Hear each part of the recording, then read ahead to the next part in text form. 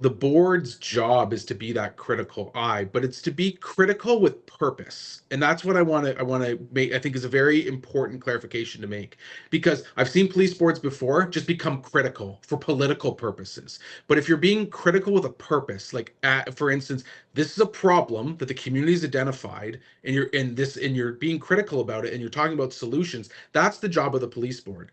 Some people think, and we often sometimes get criticized online and social media by people that say, "Oh, you're nothing more than a cheerleader for for the service." No, not at all. And I also believe that there's certain conversations, as you know, Ben, that the very critical conversations that sometimes have to be in closed doors due Yeah. to the fact of the sensitive in-camera nature of HR practices, et cetera, investigations, et cetera. But I agree with you wholeheartedly. I like, as long as we each stay in our own lane, that doesn't mean that we might not have to veer in that lane to pass sometimes. It's kind of how what I say. Yeah. So, for instance, operations is entirely the services and the chief's responsibility. Governance is ours.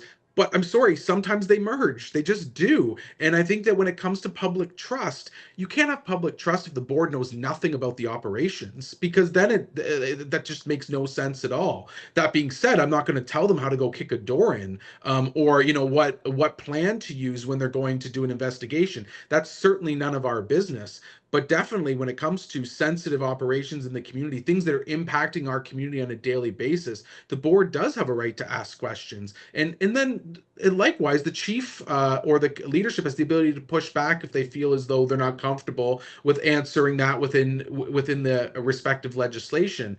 But I think if you develop that trust too, there's grace on both sides, because Ben, I don't know about you, but sometimes you have it where the service starts veering into governance that you're like, well, hold on a second, that's not quite appropriate. But you'll also have to ask yourself, is what's the intent? Is the intent to be disruptive, or is the intent for the betterment of the service and the community? And I think that that's where, if with that trust factor and with open lines of communication, you can have those difficult conversations and get to the end point that you're both striving for, because the board and the service, they both want to provide adequate and effective policing for their communities. That's my goal at the end of the day, to make sure that London is well served by our police service, and I'll stop at nothing to make sure that we do that.